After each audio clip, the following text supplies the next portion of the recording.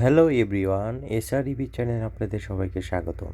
এখন আমরা কথা বলবো জঙ্গলি সিনেমার নতুন একটি গান আসছে, সেটা নিয়ে। দিদা সিনেমার একটা গান আসছে, মানে বরবাদ সিনেমার দিদা নামে একটি গান আসছে, আর হচ্ছে দাগি সিনেমার একটি গান আসছে। সেই সব বিষয় নিয়ে কথা বলবো।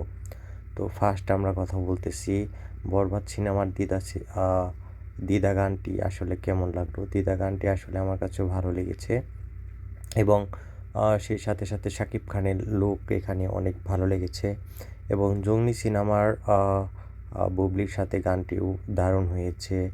এবং সর্বশেষ দাগি সিনেমার গানটিও রিলিজ হয়েছে, একটুখানি মন। সেটা আপনার হচ্ছে তাহসান এখানে কণ্ঠ দিয়েছেন। সেই গানটিও একটি রোমান্টিক গান, এবং গানটি খুবই ভালো হয়েছে।